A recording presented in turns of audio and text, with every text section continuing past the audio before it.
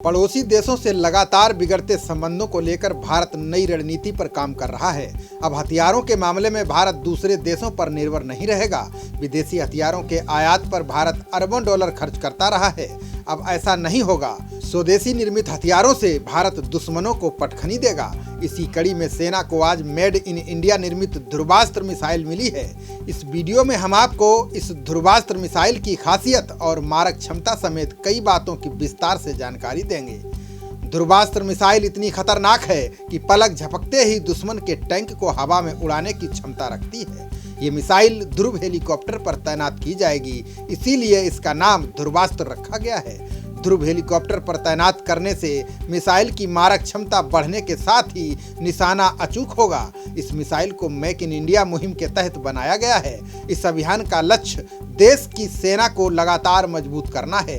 भारत में बनी ये मिसाइल दुश्मन के किसी भी टैंक को पूरी तरह से ध्वस्त करने का मादा रखती है। ओडिशा के बालासोर में 15-16 जुलाई को इसका परीक्षण किया गया था, जिसके बाद अब इसे सेना को सौंप दिया जाएगा। अभी जो टेस्ट किया गया है वो बिना हेलीकॉप्टर के किया गया है। पहले इस मिसाइल का नाम नाग था, जिसे अब बदलकर ध्रुव हेलीकॉप्टर पर तैनाती के कारण ध्रुवास्त्र किया गया है। इस स्वदेशी मिसाइल की मारक क्षमता 4 किलोमीटर है। मतलब साफ है, जहां इसको तैनात किया जाएगा वहां से 4 किलोमीटर के दायरे में दुश्मन का टैंक नजर नहीं आएगा। ध्रुव हेलीकॉप्टर भी पूरी तरह से स्वदेशी हेलीकॉप्टर है। ऐसे में डीआरडीओ और सेना के लिए इसे बड़ी उपलब्धि माना जा रहा है। अब किसी दूसरे देश पर ऐसी मिसाइलों के लिए निर्भरता नहीं रहेगी। रक्षा अनुसंधान एवं विकास संगठन की वेबसाइट पर मौजूद जानकारी के मुताबिक ध्रुवास्त्र तीसरी पीढ़ी की मिसाइल है। इसे दागो और भूल जाओ टैंक रोधी मिसाइल प्रणाली भी कहा जाता है, जिसे आधुनिक हल्के हेलीकॉप्टर पर स्थापित किया गया है। ये प्रणाली सभी मौसम में दिन और रात के समय सक्षम है। पारंपरिक कवच के साथ ही साथ विस्फोटक प्रतिक्रियाशील कवच के साथ युद्धक टैंकों को नेस्तो नाबूद कर सकती है। बता दें कि चीन के साथ बॉर्डर पर लगातार तनाव की स्थिति है। ऐसे में सेना पूरी तरह सतर्क है। दूसरी ओर मेक इन इंडिया को बढ़ावा देने के लिए डीआरडीओ और भी स्वदेशी मिसाइलें बना रहा है। इसी कड़ी में वायुसेना की मारक क्षमता को अचूक बनाने की पूरी तैयारी भारत कर चुका है। अब जल्द ही भारत को फ्रांस से राफेल लड़ाकू विमान मिलने वाला है, जिसे अंबाला एयरबेस पर तैनात किया जाएगा।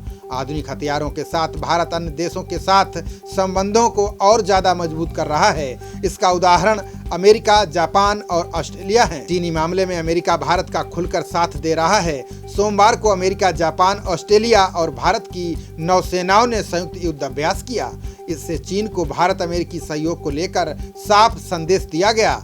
अमेरिका के रक्षा मंत्री मार्क एस्पर ने सीधे तौर पर चीन पर निशाना साधा। उन्होंने भारत के साथ अपने रक्षा संबंधों को 21वीं सदी के सबसे अहम संबंधों में से एक बताया। उन्होंने चीन की सेना को क्षेत्र में अस्थिरता फैलाने का जिम्मेदार बताया है। पेंटागन चीफ ने कहा कि हमने अपना सबसे पहला संयुक्त युद्ध अभ्यास नवंबर में किया था। इस वक्त जारी निमित्ज और भारतीय नेवी का संयुक्त युद्ध अभ्यास नौसैनिक सहयोग और फ्री ओपन इंडो पैसिफिक के लिए हमारे साझा समर्पण को दर्शाता है। एस्पर ने लद्दाख पर सीमा विवाद को लेकर कहा कि अमेरिका वास्तविक नियंत्रण रेखा एलएसी में स्थिति पर नजदीक से नजर रख रहा है। उन्होंने खुशी जताई कि दोनों देश समाधान निकालने की कोशिश कर रहे हैं। वहीं साउथ चाइना सी को लेकर एस्पर ने कहा कि हमारे कैरियर दक्षिण चीन सागर और इंडो पैसिफिक में दूसरे विश्व युद्ध के बाद से ही हैं। हम अपने दोस्तों और सहयोगियों की संप्रभुता के सपोर्ट में खड़े हैं। एस्पर ने इस क्षेत्र में पीपल्स लिबरेशन आर्मी की गतिविधियों को अस्थिरता पैदा करने वाली बताया है। एस्पर ने कहा है कि इस क्षेत्र में अमेरिकी युद्धपोतों की तैनाती बरकरार रहेगी। खबरों का सिलसिला जारी रहेगा। देखते रहिए जनप्रवाद। नमस्कार।